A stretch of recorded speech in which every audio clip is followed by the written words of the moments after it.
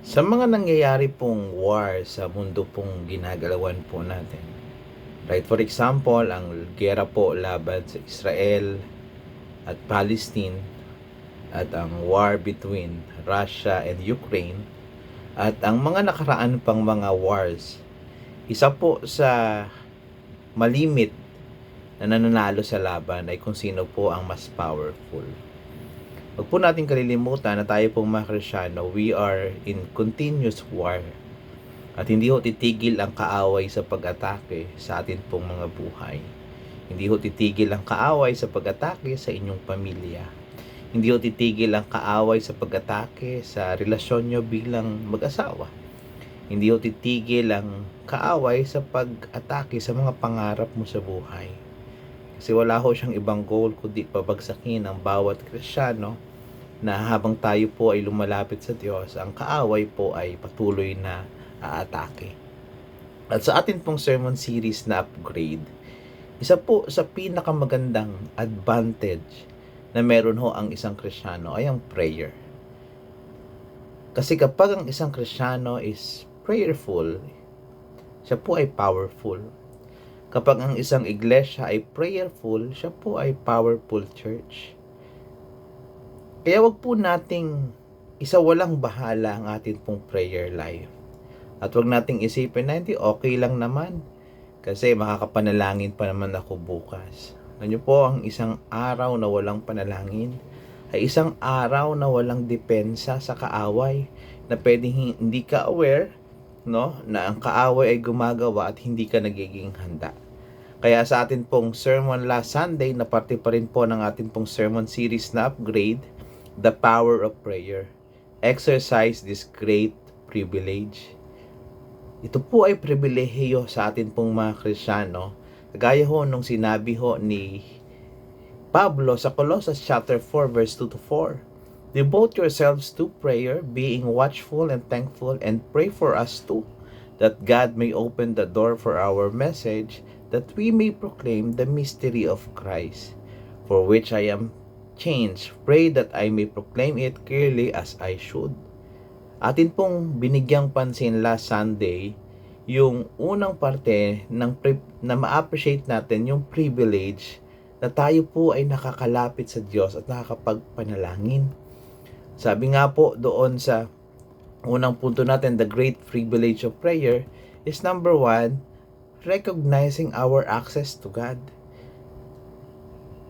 Try to imagine ho yung araw-araw kapag ikaw ay mananalangin at hindi ka makakakonect sa Diyos.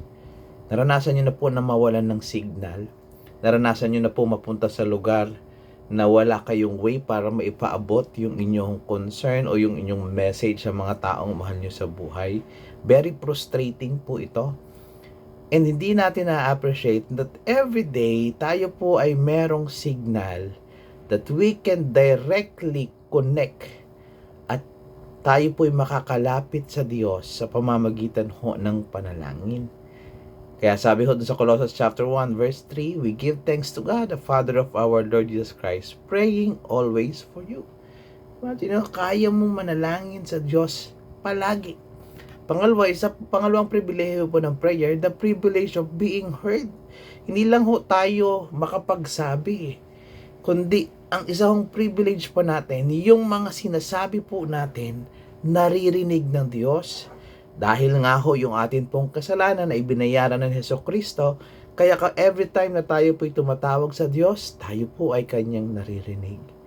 At napakasarap pong privilege na kapag ikaw po ay nagpipray, alam mo na nakakarating sa luklukan ng Diyos yung iyong mga panalangin. And pangatlong bagay po na dapat ho nating ma-appreciate sa privilege ng prayer is our position as a children of God. Hindi lang po ho tayo basta nakikipag-usap sa Diyos. Hindi lang po tayo basta napapakinggan ng Diyos. Tayo po ay may relasyon sa Diyos. Kaya siya talaga ay nakikinig, at hindi lang basta nakikinig ng merong pagmamahal, nakikinig ng merong concern. Kasi anak tayo ng Diyos. Kaya ho, iyang panalangin, every time na tayo po ay luluhod, ipipikit, ibubuka ang bibig sa pamamagitan ng panalangin. Huwag po nating kalilimutan na ito po'y malaking privilege sa buhay ng isang tao. At yun po ay dahil merong Kristo Jesus na namatay doon sa cross para bayaran ng atin pong mga kasalanan. At paano po na-upgrade yung power of prayer? Binalikan po natin yung Colossians chapter 4 verse 2 to 4. Para ho tayo maging powerful at magkaroon ng kapangyarihan to overcome yung kaaway. At anumang battle ng buhay natin, tayo po ay magtagumpay. Isa hong sinabi ni Pablo, pray persistently. Manalangin ho tayo ng walang patid. Sabi nga po doon sa Colossians 4:2, no? Devote yourselves to prayer. So pag sinabi ho nating devotion, ito po yung time na talagang naglalaan ka ng oras para kausapin ang Diyos. At i-remind din po nga tayo ni Pablo doon sa 1 Thessalonians 5:17, pray without ceasing. Hindi naman po ito literal na hindi ka tumitigil sa panalangin.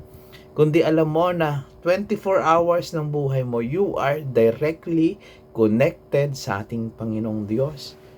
At yun ho yung pakiramdam dapat ng mga Kristiyano, na every moment ng buhay niya, anuman pong pagdaanan, kapag ang isang Kristiyano prayerful, mararamdaman niya yung connection niya sa Diyos sa bawat sandali ng kanyang buhay.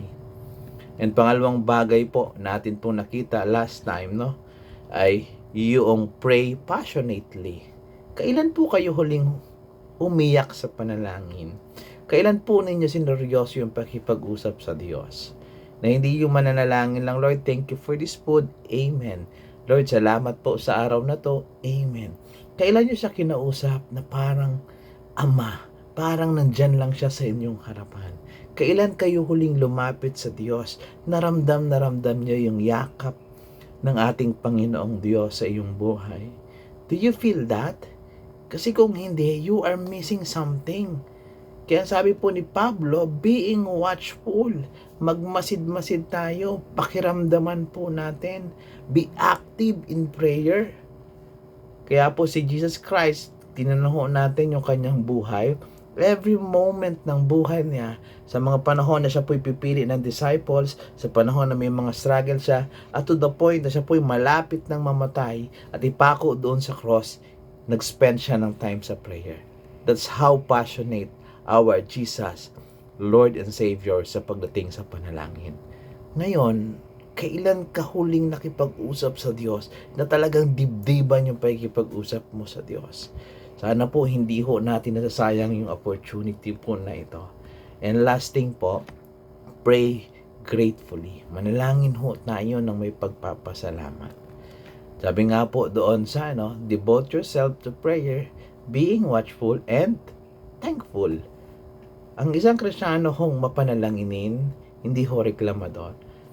Hindi ho pwedeng you are prayerful at the same time you are warrior. You cannot be a warrior at the same time warrior.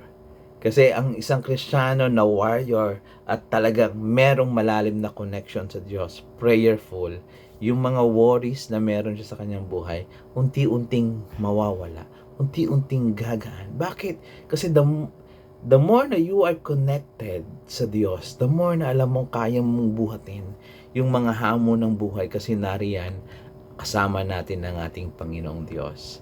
And being last nga po pala, pray selflessly. Manalangin ho tayo nang huwag tayong makasarili. Nakakalungkot po, pero in reality, marami hong mga Kristiyano pagdating sa prayer life, selfish. Alam niyo po, hindi lahat pwedeng may ibigay sa ating pinansyal na tulong. Hindi lahat pwede tayong mabisita. Pero lahat ho ng Kristiyano, may kapangyarihang ipanalangin ka. Mahirap, mayaman, bata, matanda. Kaya wag mo natin ipagdamot yung panalangin. Kaya sabi ho ni Pablo, palagi niya sinasabi ho ito sa mga sulat niya, ipanalangin ninyo kami. I-pray for us. At isa kong pinakamagandang example, nung time na si Pedro po ay nakulong, pinanalangin siya ng iglesia. At dahil po doon, siya po ay nakalaya, yung kanyang mga tanikala, sa kanyang mga kamay ay natanggal at siya po ay nakalabas doon sa prison. Dahil nagpadala ang Diyos ng anghel. Maaaring may mga tao ho tayong kilala ngayon nasa tanikala ng buhay. May tanikala ng kahirapan, tanikala ng mga karamdaman, tanikala ng problema sa relasyon, mga bagay na gumagapo sa kanila para hindi maramdaman yung kalayaan na ibinigay ng Diyos sa kanilang buhay. Pray for them. Wag ho tayong palaging pamilya lang ang pinapanalangin natin. Kasi kagaya nga po na sinabi natin kanina, a prayerful church is a powerful church. Balang araw, mararamdaman natin, may kita natin kung sino yung mga kapatid na nanalangin para sa atin. At sana ho ang bawat isa sa atin na ipinalangin ang atin pong mga mahal sa buhay at ang atin pong mga kapatid sa pananampalataya. Mga kapatid, sa atin ng small group, sana ho mapag-usapan natin, ma-share natin, hindi lang ho yung atin hong mga pinagdadaanan, kundi even ho yung atin pong mga pagkukulang, kahinaan, upang nang sa ganon ay makita ho ng mga ibang kapatid natin na hindi lang sila yung nag-i-struggle. Maaring ikaw ay nag-i-struggle, kaya po meron tayong small group para mapakinggan yung mga struggles na meron ka at may pakita ng Diyos sa atin yung way para tayo po ay mas maging powerful. God bless you po mga kapatid.